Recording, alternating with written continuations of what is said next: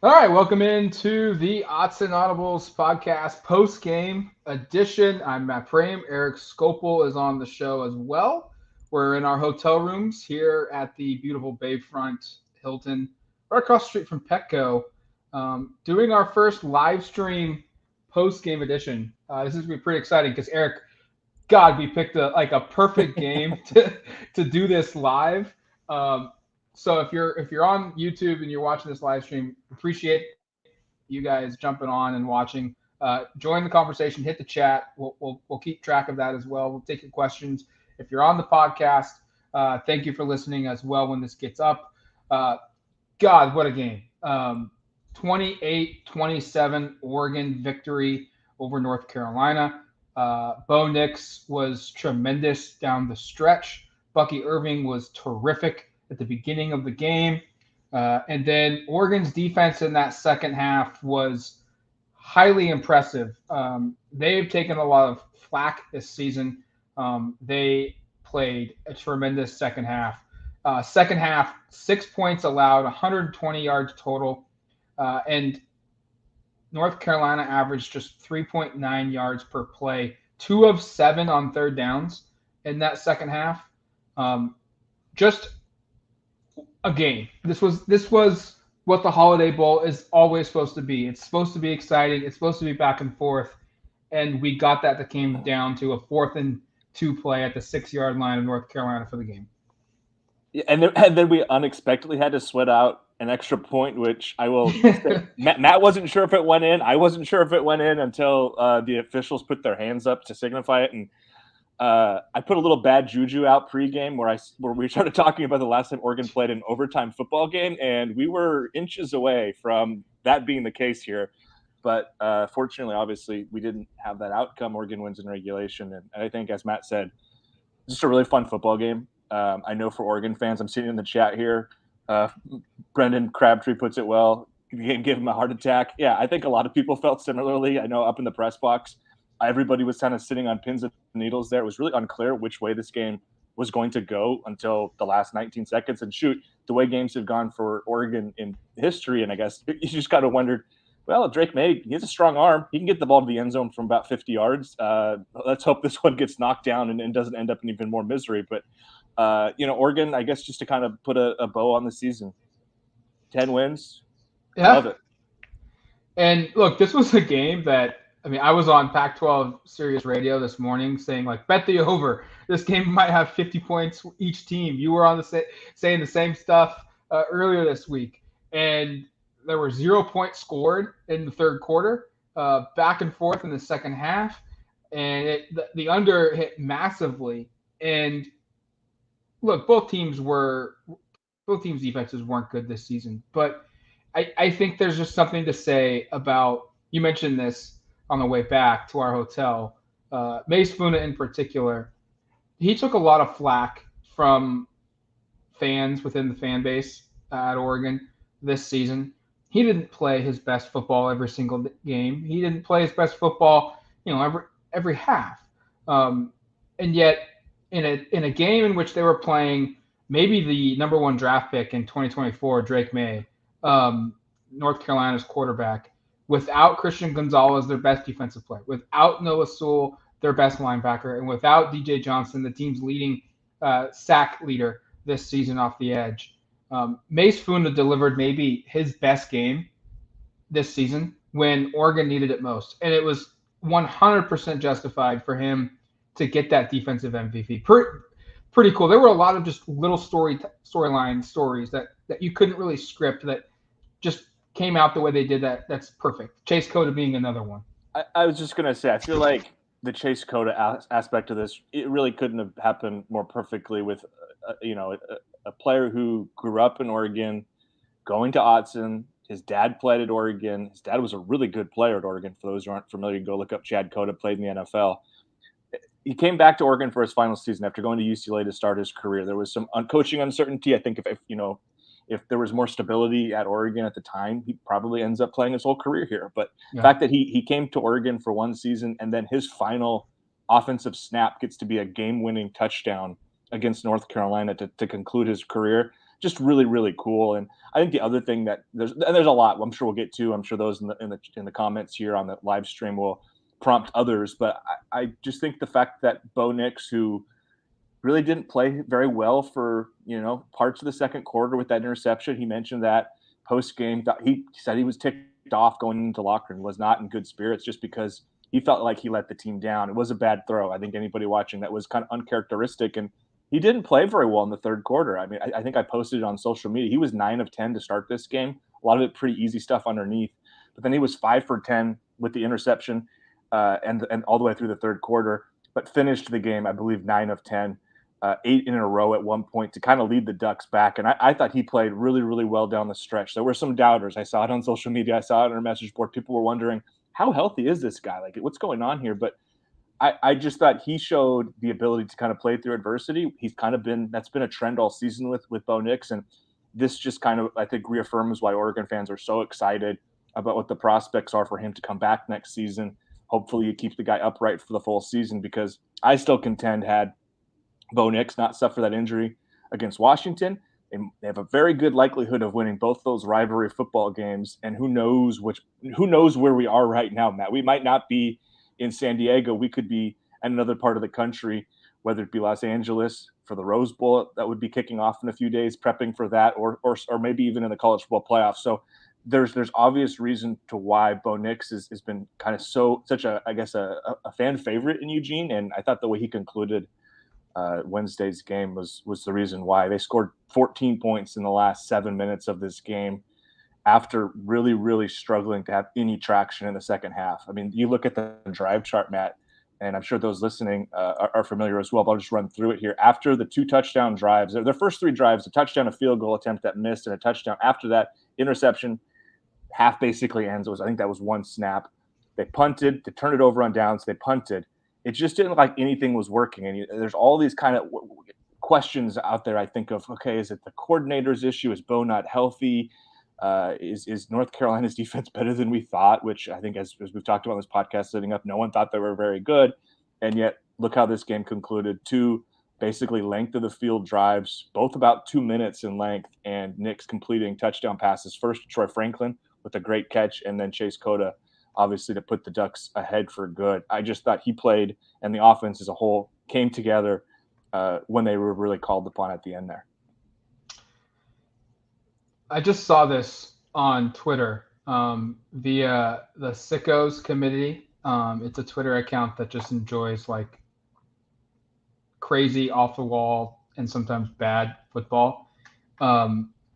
They are calling the Camden Lewis off the upright kick the duck doink for the lead. I mean, I don't know how many people know the history of this bowl. I was here in 2000 as an 8th grade kid when Joey Harrington caught that pass from Keenan Howery and stumbled his way into the end zone. That was a 4th quarter comeback by Oregon to win this game. They did it again against Mac Brown because Mac Brown was the head coach then at Texas in 2000. Crazy. So they have beaten Mac Brown in the Holiday Bowl now twice in crazy fashion. 3rd time that they've won the Holiday Bowl in its entirety. They're now 3-1. Just all 3 wins over Mac Brown, by the way, because the other one was his last game at Texas. Yes, they're also 3-0 against Mac Brown just personally. It's kind of a weird deal. But this was just look. You don't want to make too much of the lower tier bowls, but there's something different about how this season is going to be looked at now moving forward, because you talked about it in the press box. Like, there's just a different feeling when you lose 3 out of your last 4, like Oregon did last year. And a couple of those, they were not competitive. Now, this year, Oregon was competitive. Oregon should have won the 2 games that they lost at home against Washington, on the road at Oregon State. But it happened. They lost. And they have a win over Utah sandwiched in between those. But to win this game, even though we can argue maybe North Carolina isn't a ranked opponent, maybe they come from a weak conference, maybe the worst division at the Power 5 level. But it doesn't matter. You won the game. You end the season with 10 wins, like you said, and you go into the offseason with momentum, with positive momentum. It doesn't really matter who you play, what level of bowl the game this is. The fact that you have that ride of that high of winning the game, the post game celebrations. We were down there on the field watching it play out, and you could tell this team cared about winning this game and just what it could mean individually to send off its seniors or the guys that are going pro, and more importantly, what it could mean to just give that team just a little bit extra juice, motivation to work a little bit harder next season.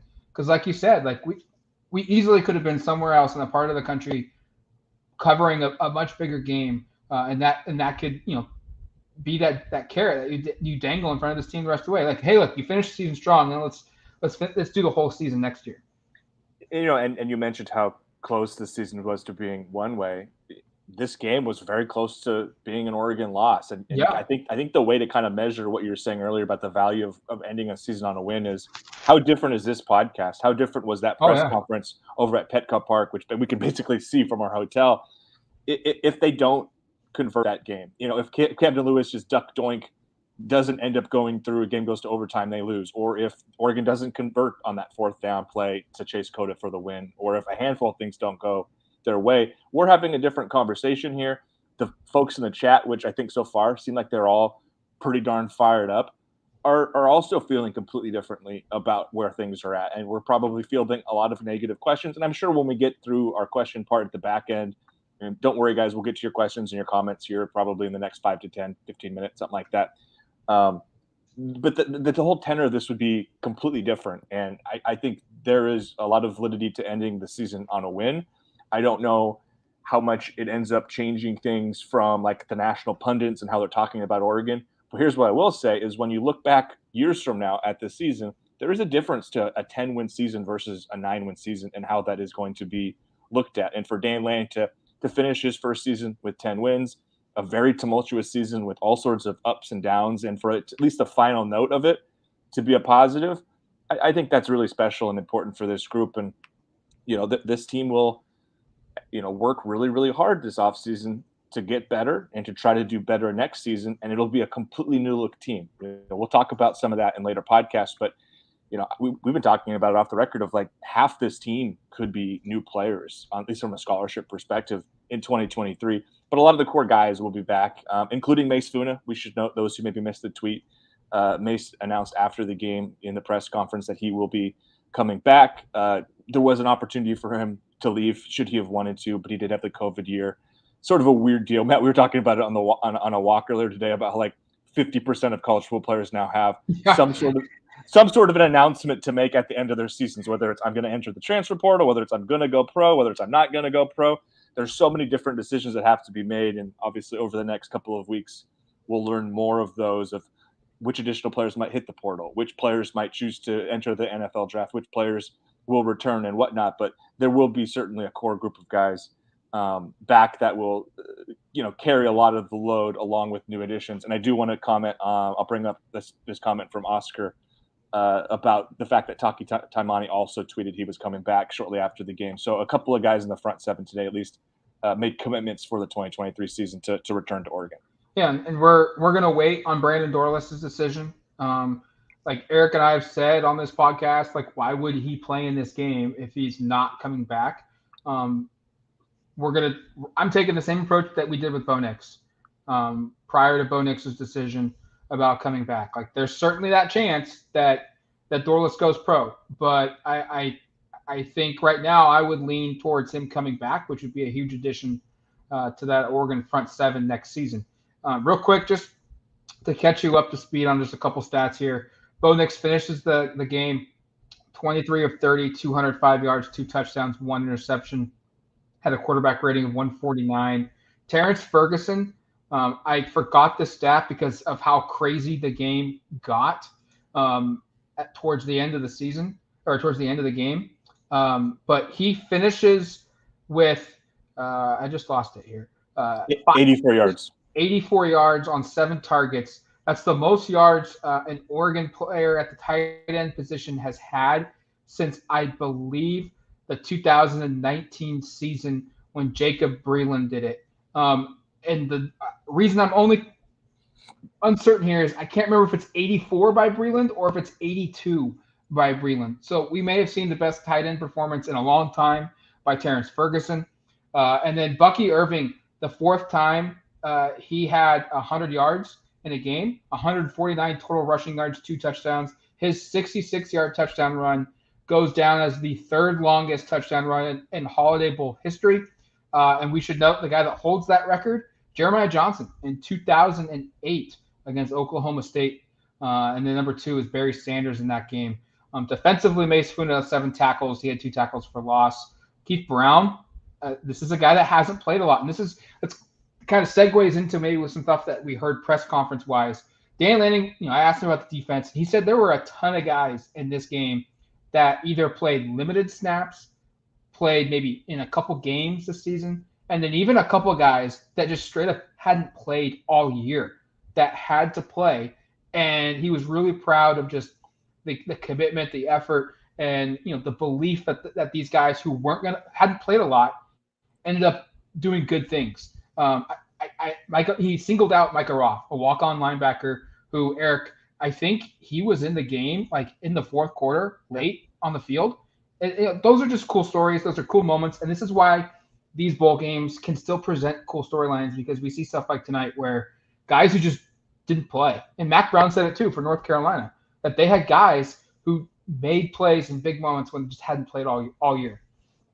Yeah, it's a skeleton crew basically for both teams at this point. I don't know the exact scholarship count, but I think it's close to 62, 61, somewhere in that range that Oregon had tonight. I don't know for Carolina what the number was, probably a little bit more. But you're looking at it from an Oregon perspective, like, a quarter of your roster wasn't playing in this game. And some of those guys weren't key players, and about, 5, 6, 7, handful or so of those guys were really key players. Matt ran through earlier, and I think those listening are familiar with who wasn't out there, but key players on defense in particular didn't play in this game. And yet I think, I'll do my game grades either tomorrow or on Friday. I think this is probably one of the better overall defensive performances of the season when you consider the talent at quarterback you're facing. And I know Drake May finished the game with 3 touchdown passes, but I thought they did a pretty good job in general. He was 18 for 35, had 200 yards passing. Oregon against the run, I thought was really productive. Held North Carolina to just 129 yards rushing, 84 of those by non-quarterbacks. May had 45 yards of those, averaged just a little under 4 yards per carry as a team. I thought Oregon defensively played one of its better games. Actually got to the quarterback a little bit, which is an issue down the stretch of the season. What was the stat? We ended up with 4 sacks over the last 5 games, or 3, something like that. It was 3 over the last 6, 1 over the last 4, and they had 1 sack in the first 3 plays of the game. Yeah, and they finished with 2 here. I thought there was a third, but I think they must have determined that he was either at the line of scrimmage or that it was a scramble for a tackle for loss, because I thought that there was a third sack. But regardless, I thought the pressure was a little bit better. Obviously, it's not perfect, and there's a whole bunch of holes you can run through here. I mean, the fact that North Carolina concludes this game 3 of 3 on 4th downs. I think they scored points of some kind on all 3 of those drives. 6 of 15 on 3rd downs. These aren't great stats in those situations, but I agree with what you said earlier, Matt. This was undoubtedly one of the stronger performance from a defense which has been much maligned this season. And as we said, we both thought this game might, be 90 combined points, and it ends up being 55 combined. All right, let's take a quick break. If you're on the live stream, don't leave. We're going to just stop talking for 2 seconds. You're going to see some behind-the-scenes action of our production on the podcast. If you're on the podcast, you're going to hear some commercials here in a second. Don't leave either, because we'll start taking your questions here on the chat. So stay tuned with that real quick. All right, welcome back to the Odds and Audibles podcast. Matt Prehm and Erik Skipil from our hotel rooms in San Diego. Real quick before we dive into these, if Oregon ever comes back here and it's within your means financially to go to this bowl game, please go. This place is freaking awesome. The Petco Park, the field conditions terrible, but that's about the only bad thing about this place from our experience. We've been here since the 26th, and our hotel is 5 minutes from the stadium. There's bars everywhere. There's food everywhere. It's kid friendly. It's adult friendly. if Oregon ever comes back here, and look, we're not being paid to say this. It's truly awesome to come here. So if you are considering going to a game in which Oregon plays down here in San Diego in the future, do it. It's worth it. You'll have a good time. All right, can we start with a light question here, Matt? And it's for you in particular from Dennis Mackey. Sure. Matt, question for you: how was the car ride down with James Crepea? Did you get to say anything along the way? Oh, Dennis, I love it. I did get in some stuff with James. We love James here on the pod. Yeah, we're actually big James fans here, which might surprise some of these. James is genuinely a really good person. I hope. Yes. I know people get frustrated with his questions sometimes. He's a really good guy. Yes, James. If you're a listener and you're unfamiliar with Dennis's question, James and our flight got delayed on Christmas Eve. I don't know why Eric's didn't, but ours did, and then it got canceled, and we had to drive 15 hours in a truck Saturday or Sunday night into Monday morning. Left at 6:30 in Eugene, got to San Diego at 9:30 in the morning, hit the ground running. I'm ready to go home. It's been a long week, but like I said, it's been awesome here, and to see this team win this game after what James and I had to go through made that trip worth it, made that drive worth it. I do have one also queued up here. It's from Fishboy. Talk about the players calling plays on the field. It was great to hear that Forsyth calls a running play that ends up with a touchdown. This isn't necessarily a question, but more so just a point. If you're unfamiliar what happened in the press conference, Dan Lanning informed us that Bo Nix is the one that made the call to Chase Cota.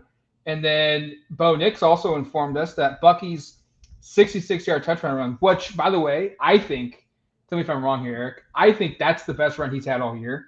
3 cutbacks against the North Carolina defense, pulled away at the end for a touchdown.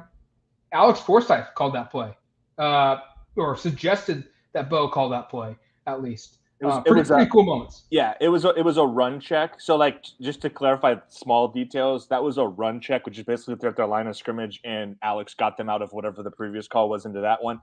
And then it sounds like, according to Dan, like, Bo straight up in the huddle was like, we're running this particular play, and we'll have full quotes up from that on the site. I think Jared got them up.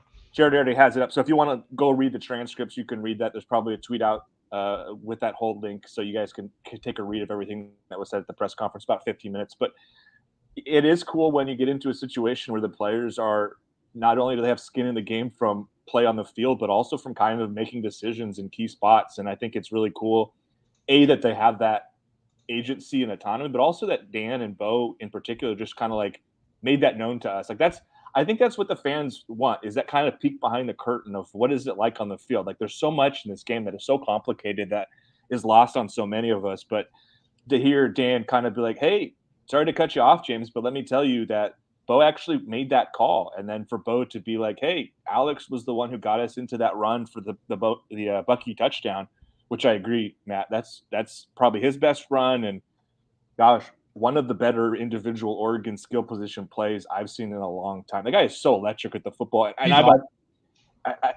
I also don't know if I like it full time next year, but definitely the most dynamic kick return guy they've had in a long time too. I know he didn't take any too far. I think what was his long, about 35 yards. Mm-hmm. Ball gets in that guy's hands, good thing happened. And I think I'd like to see them at least consider, maybe toy with the idea of having him back there every now and then. Of course, the reason you don't do that is it opens him up to injury, but gosh, he is so fun to watch out there whenever he touches the football. And I think you have to be really excited with what this offense can be with Bo back, but also with Bucky and some of these skill guys back.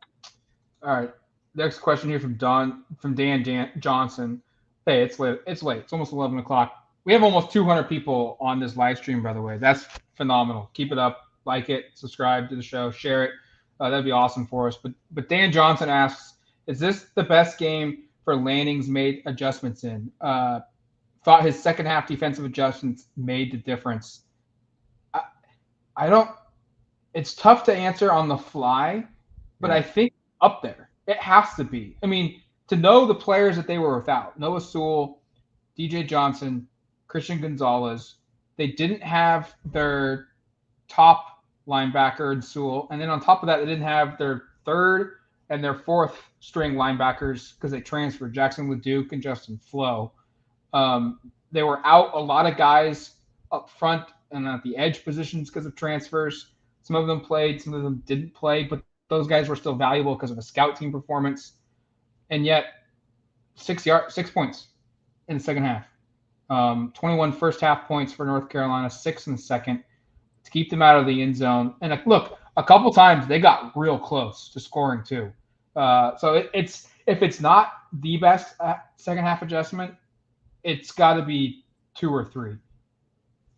Yeah, I'd have to go back and rewatch the game and to kind of get a feel for what some of those specific adjustments were. But the stats bear out this is one of the better defensive performances with the game on the line, without question. Matt ran through it 6 points in the second half, also only 120 yards, which is really, again, impressive. Like we've said it a couple times already in this podcast, but the fact that this game was only 28-27 when I think I predicted 49-44. Matt had 49-45. I want to say Jared had 49-38. And by the way, Jared is back in Boston and it's like 2 a.m, so he's not on this podcast. He was a victim of the Southwest cancellations, just like I was. Yeah, he was supposed to be. It's a lot harder to drive to San Diego from Boston than it is. Yeah, he was supposed to be in a hotel room doing a podcast with us tonight. Unfortunately, he can't, and I'm sure we'll get his thoughts at some point. But no, I guess I just think defensively there were some players who made really good plays, but I think it was Mace Foon who said it was really just down to all 11 kind of being in the right spots, playing really well. And I thought, again, there's certainly, I don't want to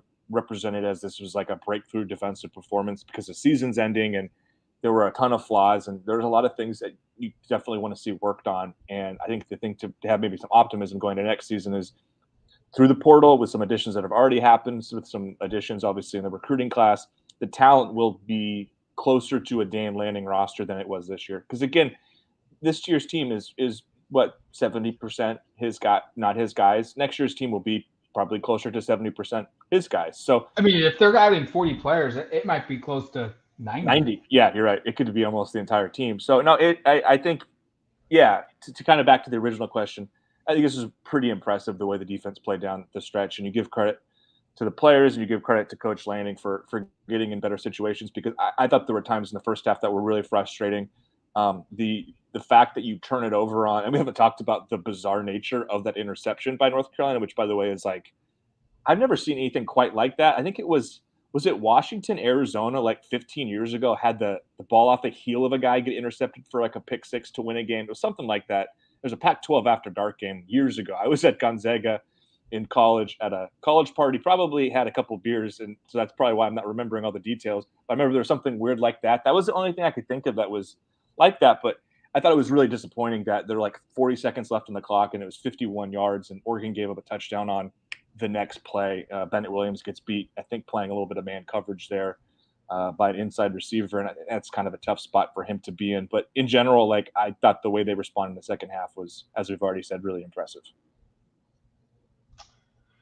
Oscar asked this question. He later follows it up. It wouldn't make sense to just include the follow-up, but he's asking, how does Drew Mehringer, and then updated it with Matt Powledge, potentially leaving affect Oregon?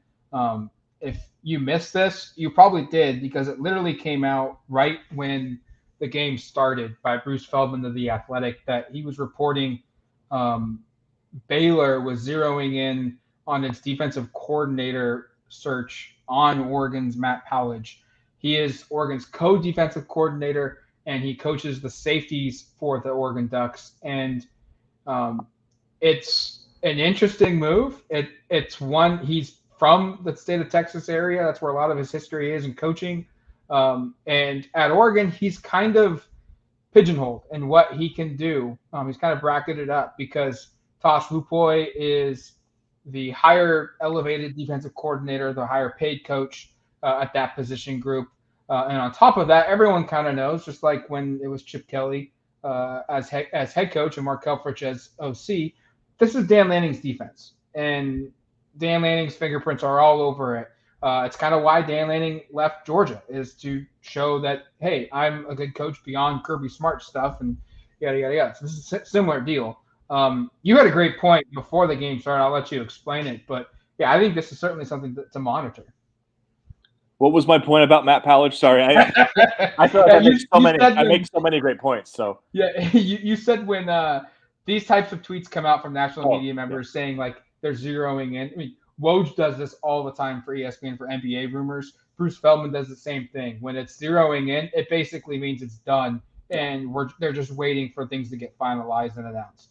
Yeah, no, you're exactly, and I wouldn't be surprised with Palich's news if that happens in the next 48 hours. Shoot, that news could come out while we're on this podcast, and and to the question about like what's the impact there, it hurts your Texas pipeline in recruiting. If you Matt, I know you wrote a story shortly after signing day this year about just how that pipeline kind of came together and how many players they signed, and obviously Austin Novosad is on offense. Ashton Kozart is a receiver, so there's two of those guys on the other side of the football. But they also brought in three on defense.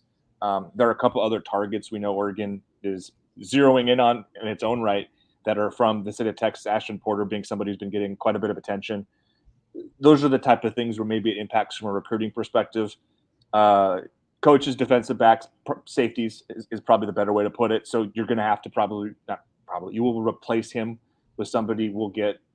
It's too early for me to really come together with any list of who possible candidates are, but we'll have something up on the site, in the next couple of days, probably kind of once this becomes official of who might be good candidates, who makes sense. Maybe some of the coaches Dan worked at in the past at various stops, people that maybe Tosh has connections to. Typically you see, obviously Will Stein being not a good example because I don't think anyone on the staff really had much connection with him, but typically you're going to see these sort of hires have a connection or two to Oregon's staff, and I'm sure they'll get out there and try to find somebody once this becomes finalized, assuming it does. As we said, it's probably very close to being done, might even already be done, but we'll wait till something official comes out. And another question I've got here that just a really quick one to clarify from Rick Olson, who called the plays as the offensive coordinator. With Kenny Dillingham not here, he came down to Drew Maringer and Junior Adams, the tight end and receivers coach, to game plan it. And then Drew Maringer was the actual one kind of, I guess, making the final calls out there from the box. I assume from the box. We couldn't figure out where, by the way, the coordinators were calling this game. That's something we haven't talked about too much, is just that this was played in a baseball stadium. So there's all these kind of weird logistical things that were strange. Like we were in one of the end zones. Like we didn't have, like if the ball was going into the end zone that had the Oregon lettering, we had no vantage point there. Like there were a couple of times when Bucky had runs and we're like, was that a 7-yard run? And it was like a 15-yard run. So there were some kind of weird things playing in a stadium like that. So I'm not really even sure where Drew was calling the game from, but he and some of the assistants were somewhere up in the box, I would assume, making the calls. And Maringer and Adams both have offensive coordinator play calling experience from previous schools. So Oregon was in a position where you had some options. And I know there was some frustration overall in this game with play calling. I think we probably share some of it. But that was who was in charge of the offense in place of Dillingham. That segues right into. I was just going to transition this question based off of that. Just what did we think of the overall offense without Kenny Dillingham? I thought Bo looked uncomfortable for the first, maybe second and third quarters of that game. I don't know how much of that was his health, because you mentioned he just didn't look right running the football still. He looked hesitant. He looked hesitant, right? Yeah, like maybe he didn't trust that he was fully healthy, or maybe he isn't fully healthy. We don't know. But in that fourth quarter, he was good. 7 straight completions. I think he completed 8 of his last 10 in that game, the last one being the touchdown. I thought it was weird in the first half, and for the third quarter, they didn't really try to challenge North Carolina vertically, especially when they had 3 starters in the secondary opt out and transfer. But in that fourth quarter, they pushed the ball down the field, and they had maybe their 2 most explosive drives of the game. I mean, Bucky's 66-yard run was a 4-play drive, but that was 1 play. Whereas it felt like the last 2 drives to win the game, to get down by 3, they scored a field goal to get up by 6 again, and they scored a touchdown to win. Those 2 drives, like there were chunk plays after chunk play after chunk play, and that felt like the offense that we were seeing before Bo's injury, and even against Oregon State. So I don't know, like it definitely wasn't the same, but I felt like maybe they made some adjustments. And I saw another comment in the comments section that seeing 3 timeouts in that final drive was like a mirage, because how many times had previously seasons did we see timeouts get blown for no reason? Yeah, no, that was really significant. That was a game where, if you have one fewer timeout, you might not have time to get that Yeah, last touchdown to Chase. And kind of my reaction just to the play calling in general was I thought the game was pretty well scripted early. Like I think you go yeah, back and look at the way the game started. Oregon had a lot of success on its opening three drives, moving the football. Really, the only reason they didn't score a touchdown or any points in the second was Camden misses the field goal, but they got off schedule based on a sack that North Carolina had that pushed Oregon back. I think it was a first down sack, which are it almost kind of was. the worst ones because now you're really behind the eight ball for the second and third down situations there, and Oregon just never get back into situation to convert. But what I thought I saw was Oregon made a real concerted effort to run the football early, had a lot of success with it, and then in the second half, especially that third quarter, credit to North Carolina for responding, putting more players in the box, making it difficult for Oregon to run. And the response, and you look at the drive chart here, Oregon to start the second half, 3-and-out, punt, punt, and I think a combined 60 yards or so of total offense on those three drives. Just really didn't have a whole lot of anything going. And you can credit Maringer for making an adjustment to decide to throw the football, or you can just recognize the fact that at that point in the game, you have to trust your quarterback. You're down 10 points with 9 minutes to play. You don't really have any choice but to throw the football. But that shift obviously ended up being significant. Two deep balls down the field to Troy Franklin were drew interference calls, which I think were almost as important as any completion on any of those drives besides the touchdowns. So obviously the decision to throw the football was key. And to the point about Bo earlier, he looked hesitant as a runner until they he had a pretty nice designed run on that final drive, I think it was, or I can't remember. Those are kind of running together if it was the final or the second one, the one before. Um, so maybe he had got a little more confidence as the game was going. I don't know, but certainly you saw confidence in him as a passer improve as the game went on. And I thought he had some Yeah. really nice throws late. And I think one play that doesn't end up counting, but was one of the better throws and catches of the season was the Chris Hudson touchdown, which Oh, came back on the player downfield penalty on Harper. But like that was an absolute rope on the run, and I think it was a one-handed catch. It looked like from our vantage point from by Hudson. he caught it one handed and then pulled it into his chest to catch Right. it. 1 foot toe grab on the cornerback of the end zone too. That was a phenomenal catch. It was a damn shame that play didn't count because that could have been a Sports Center top 10 type play. But then like 2 plays later, Troy Franklin also. I mean, also did you see the window? I don't. We Well, were watching live. The window to get that in was extremely small. yeah, I'm excited to watch that one again a couple of times from different angles because it was a small window, and I think he basically fingertipped it to keep it off the turf. Like, and Troy Franklin's been awesome all year in terms of making those tough catches. But yeah, that one probably gets overlooked a little bit just because Coda ends up with the game winner. But that's a must play, a play that's a must by Franklin there. He pulls that one in. That was a big call or a big play, I should say. Joseph Bonin, how beneficial is it to have Funa and Taki returning for next season? If you're new on the stream, you missed it. Mace Funa, after the press conference was over with, was asked if he's going to come back or go pro. He said he's coming back for what would be his fifth and final season at Oregon. And then Taki, Erik mentioned it at the beginning of the show that he announced that he's also coming back to Oregon next season. So two key guys up front for Oregon and their defense in 2022 are indicating they're coming back for what would be, I think, their fifth and sixth years of college football. Fifth for Funa for sure. It's harder with Taki because he started his career at Washington, so I don't remember Right. exactly what his timeline is. It's 5 or 6. Yeah, I mean, Taki didn't start this year. Jordan Riley, I should say, started at nose tackle. I think all 13 games. He doesn't have any more eligibility, so there is an open spot there. Taimani has a chance to fill it. I think another player to note is Popo Amavai. We're not sure on the medical waiver, but Dan has been pretty confident, at least publicly, about that getting approved. And I know Popo wants to come back, so that could be another player who will be on this defensive line. Having Funa back at edge at least gives you a starting caliber player to build off of. I think he played awesome tonight.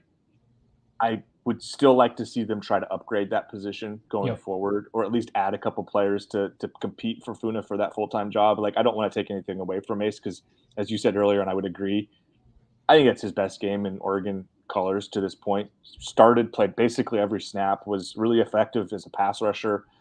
Had the one sack, was also a part of, again, I think I mentioned the play earlier where it looked like May maybe scrambled and he and Dorless helped bring him down together, where they called that a tackle for loss, I think, rather than a sack because he had forward momentum, which is a bummer because I think people like this.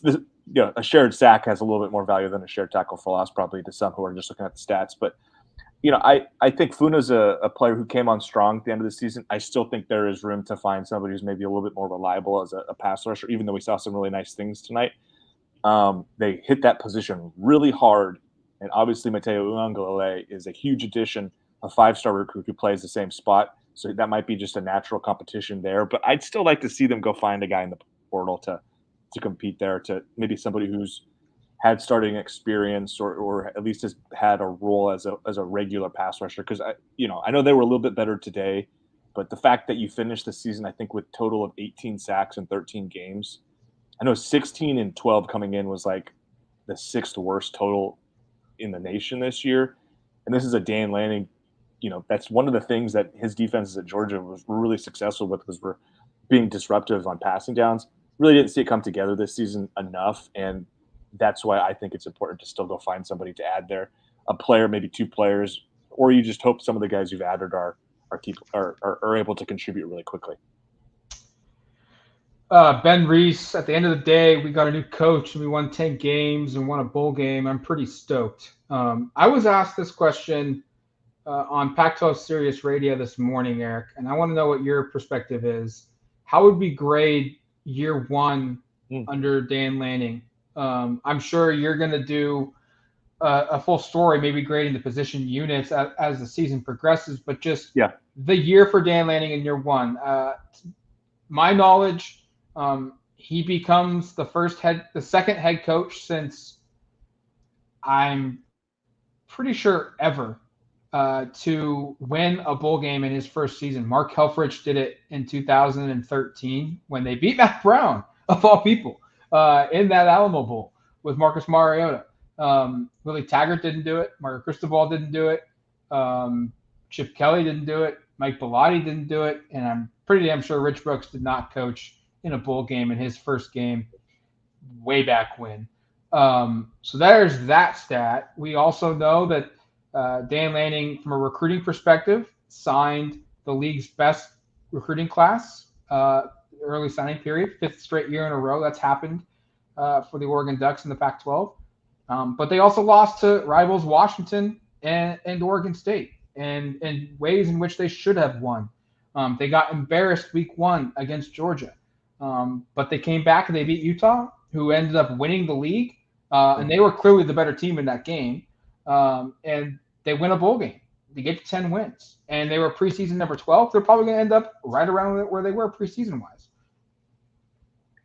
If I'm giving a grade here, and I haven't put a ton of thought into this, but I'll just kind of roll with it. I'd probably give it a solid BB plus. They hit the benchmark of winning a bowl game. They got 10 wins.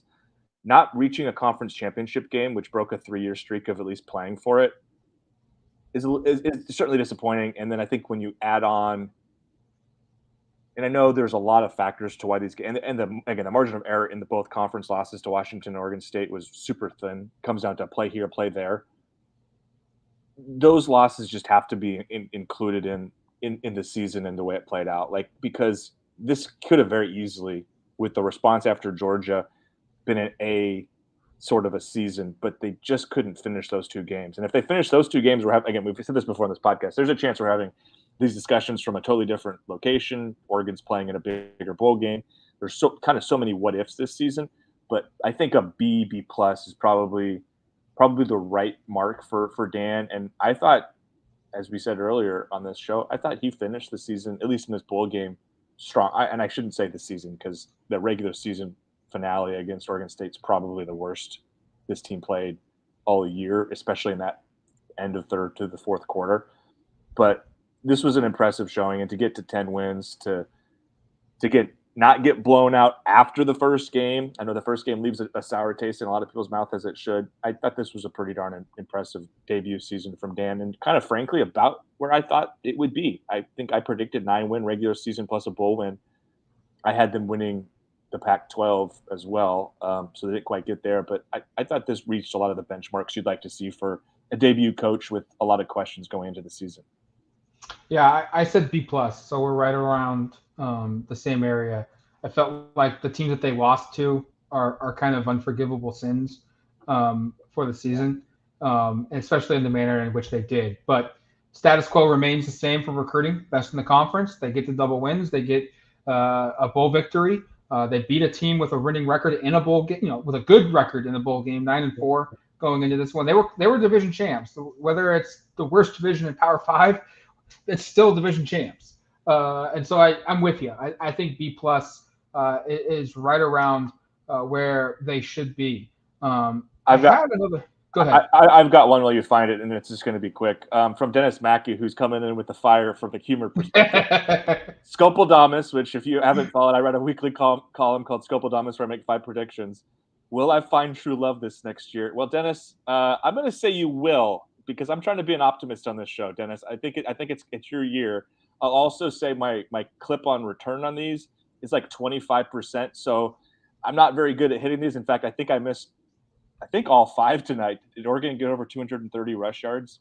Oof, They did. Close. They did not. So I fall short on all 5. So I'm not sure I'm really the expert to ask about, but I'm going to give you optimism going into 2023. It's going to be a good year, Dennis. Let me see here. I'm trying to find it. There was a question about Casey Rogers and just his decision as can he come back? He can't come. I'll answer the question while you try to find it, but he can come back. He has another year of eligibility with the COVID year.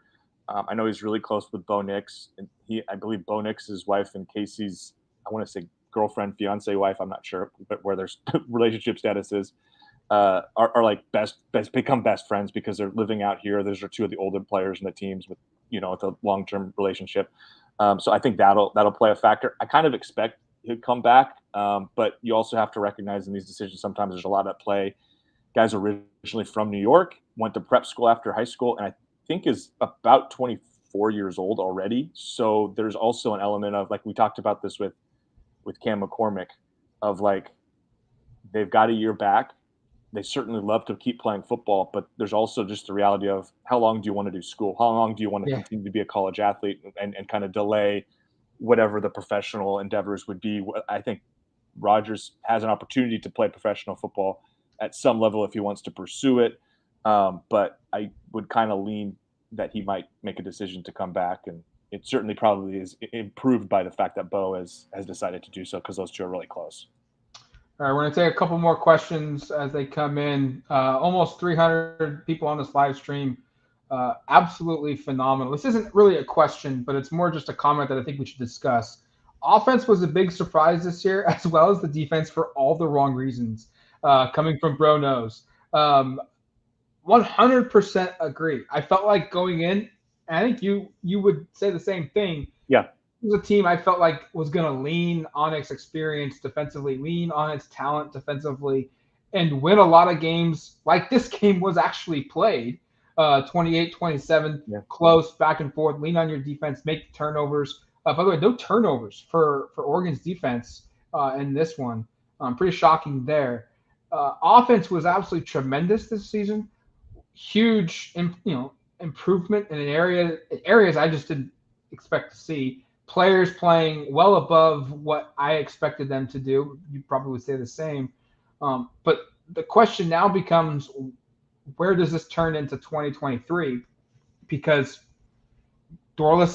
DJ Johnson's gone. Sewell's gone. You also lose Christian Gonzalez. Bennett Williams is graduating, and he's off the roster next season. Defensively, you're going to have a lot of key guys have to get replaced. You're going to have a lot of depth replaced as well. And offensively, you lose 3 out of your 5 starters on the offensive line. I think it's 4, right? 4? Hey, I guess it's 4. Because we did see one of them get put into the starting lineup because of injuries. But nonetheless, 4 starters along the offensive line are now gone. And then Cam McCormick, we don't know. There's definitely rumors that he could be back. but he could also be gone for the very reasons that you mentioned about just being done with school. Mhm. Chase Cota is gone. We've seen Dante Thornton leave. We've seen tight end Maliki Mataval leave. Um, I know people at the beginning of the show talked about portals, departures. That will probably happen on both sides of the football. Bo's back though, and the offense is going to be the key. But it's going to be the strength of the team in 2023, at least at this current moment. But it's a new OC again, so I mean, there's a lot of questions with this team. Yeah, and to the original question, I'm in total agreement with what Matt said, and also with I removed the question from here, so I forget who brought it up. But yeah, we went into the year saying new offensive coordinator. Bronos, thank you, Bronos. But we came into the season going new offensive coordinator, and Kenny Dillingham hadn't been a full-time play caller in his career. Young guy, kind of a bit of an unknown, didn't really know exactly what to expect. So there was questions there, and then I think, for all being honest, like, who knew what Bo Nix was going to be this year? Yeah.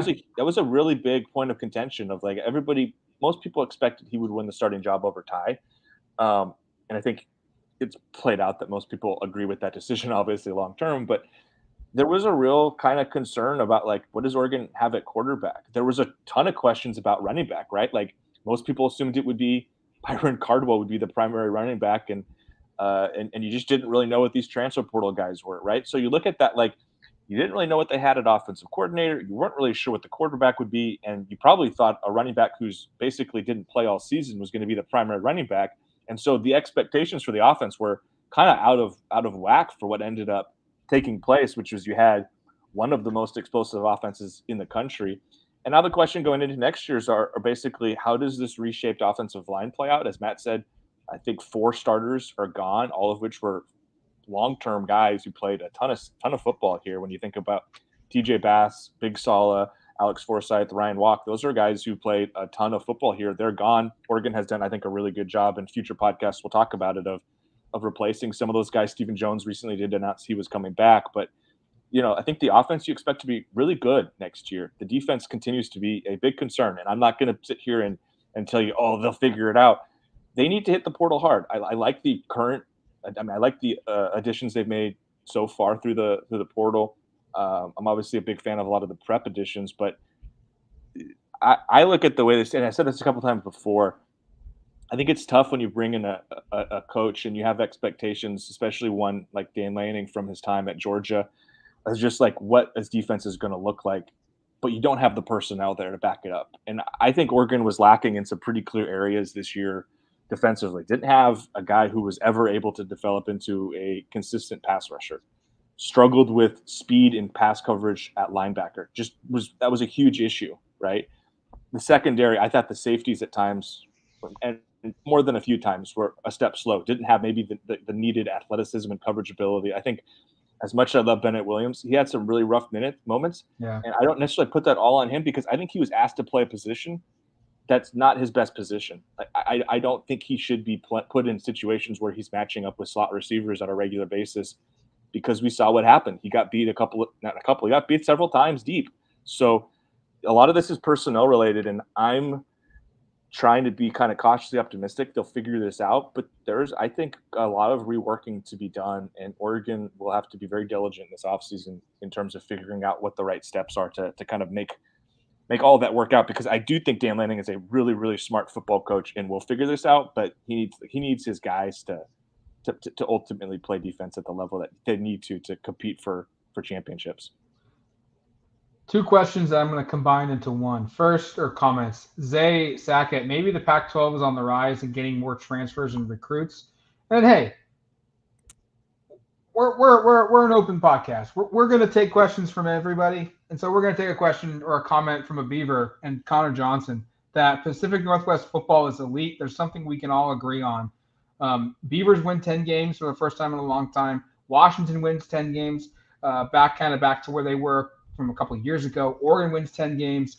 The Pac-12 being on the rise, with Utah getting back to the Pac-12 championship game, winning it, getting to the Rose Bowl for 2 years in a row. USC looked really good this season.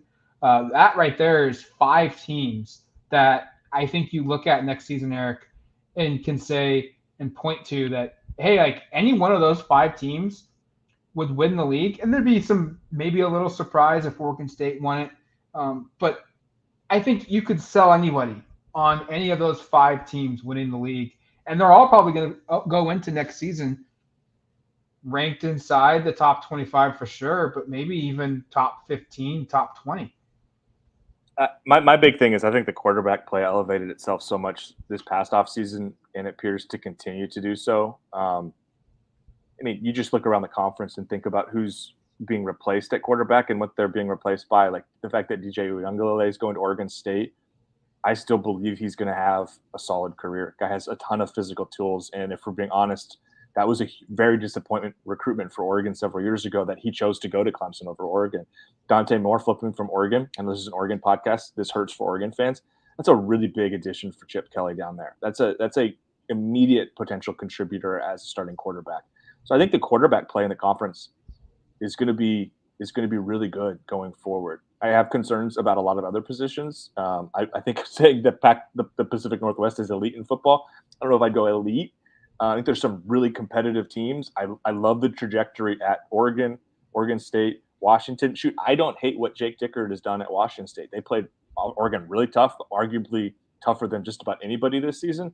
And they knocked off Wisconsin. I know they kind of struggled down the stretch to close the season, had some losses you probably don't like to see, but I think this part of the country has probably very rarely been as competitive across the board amongst these Pac-12 teams as they are right now.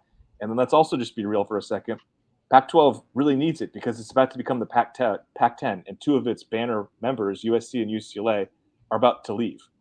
And you need all of these teams to be really good to stay relevant, right? Yep. It's and the fact that Colorado has added Deion Sanders as its coach and a huge infusion of talent, that brings them up. The fact that I know people don't want to do this, but if you're a fan of the conference, you want Arizona State to be much better under Kenny Dillingham. You want to see some of the magic that worked in Eugene pay off down in Tempe as well, because, you know, if you can get all of the bottom teams to rise it up here, the conference can be really competitive across the board nationally. I still think they're a ways away from what we've seen from the SEC. Certainly, the Big Ten had 2 teams make the college football playoff this year. Their top is much, I think, stronger than the top of the Pac-12. But I think the saving grace maybe for George Kliavkoff is if the rest of the conference can kind of reach itself up and pull itself up a little bit, it gives the conference more stability going forward. Because I think anybody who's been kind of following what's gone on with this league the last 6 months or so now has to be honest and say,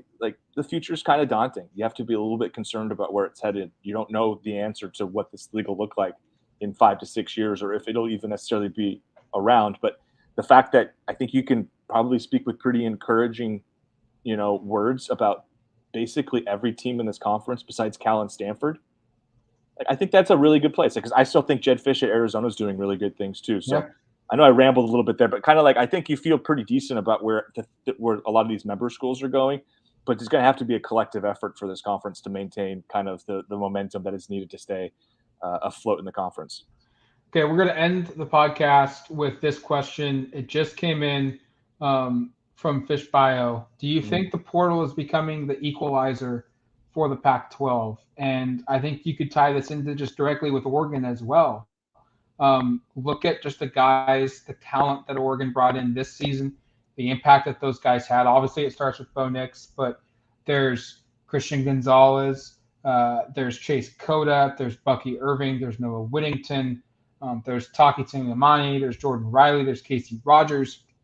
I think Dan Lanning said it maybe signing day or somewhere leading up to signing day that if you look at all the transfers that they brought in, there wasn't a single guy that did nothing during the season. They all had critical roles on this team, and I think you can go back and point to those additions as being huge for Oregon's transition under year 1 under Dan Lanning and having the success that they had. You look at the guys that they've added this year. Justin Jacobs, a linebacker, started at Iowa for 2 seasons. Trayshawn Holden, a starting wide receiver for Alabama this season. Kyrie Jackson, a guy that started a game in the national championship last season, played in all their games towards the end of the season before he got out of the lineup, had a start this season.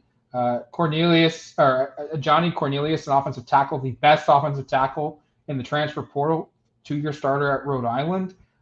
Junior Anguilla, a 3-year starter at Texas who got hurt at the beginning of this season and didn't play for the Longhorns because of that injury. All these guys are starters and they're coming to Oregon.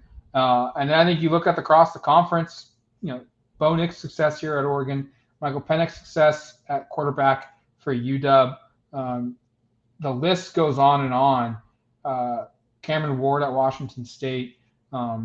Just a really good addition for each team in the portal, key players in the portal. And it seems like for Oregon, for the rest of the conference, this is a path for them to find elite talent that can help elevate their programs and make them better very quickly. And it's a good thing. Yeah, I think it's really easy to be down on the portal because of the losses you see happen in all the schools. Like Oregon has had a ton of losses this offseason, I think 17 already. And I think we all expect that number to reach 22, maybe more, once it's all said and done.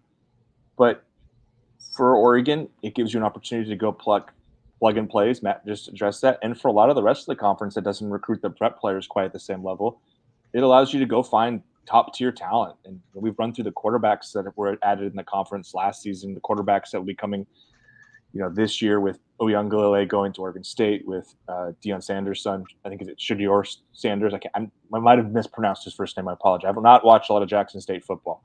But he's going to Colorado, and I know that's a player people are really high on.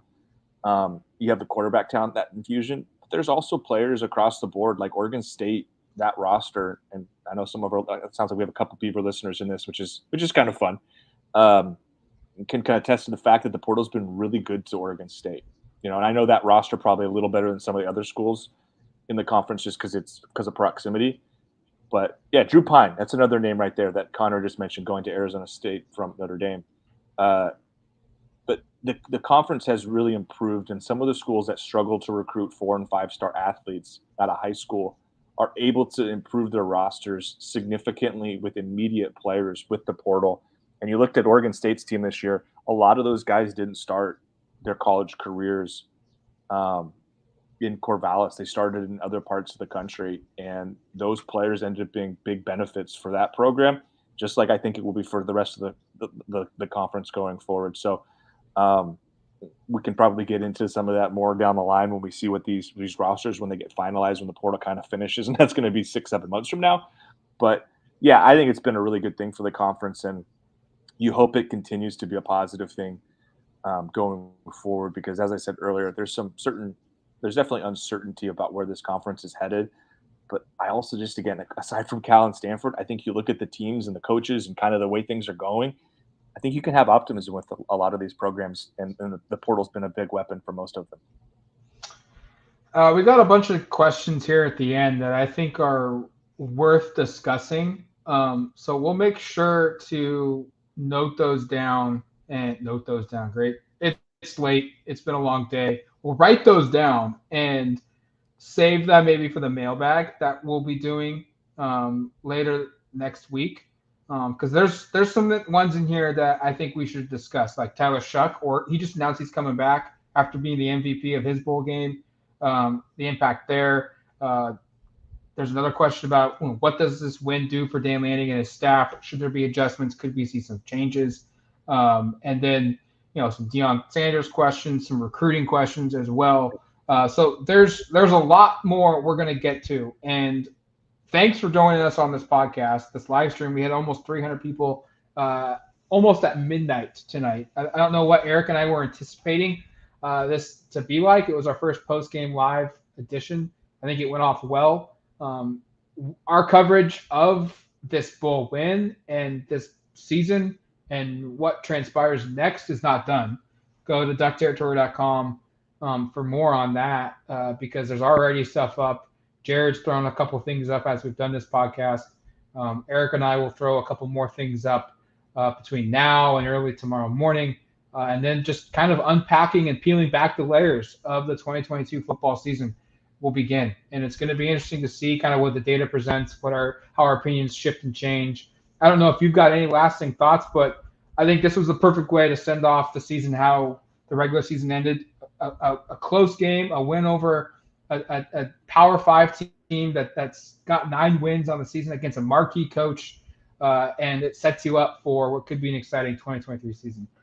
Yeah, I guess just my parting thought is I agree with a lot of what Matt said with the program, but just on our podcast perspective, I think it's great. We started working on utilizing the live stream function here. It's fun seeing so many people, as Matt said, late at night, checking it out, chopping it up with us, dropping in questions. It's fun having that interaction. And I think only more exciting things to come in 23. I know we're going to utilize this more.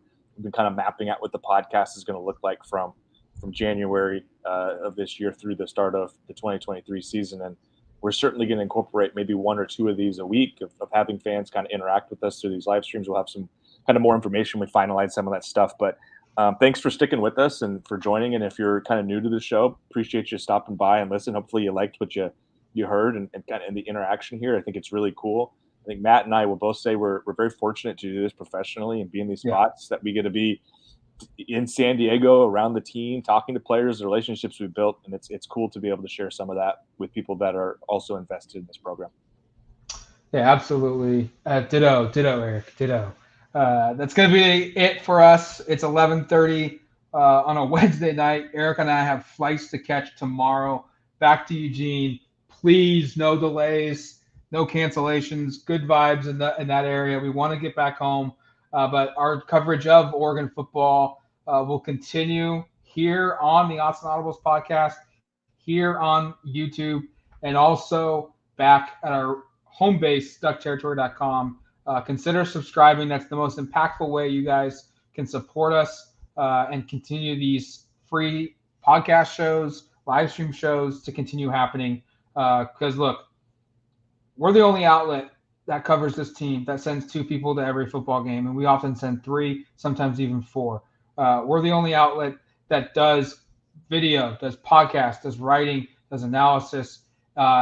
You supporting our work continues our coverage that we feel like is pretty top notch and very in depth of the Oregon Ducks. So strongly consider doing that if you can. But until the next episode here on the Odds and Audibles podcast, thank you for listening.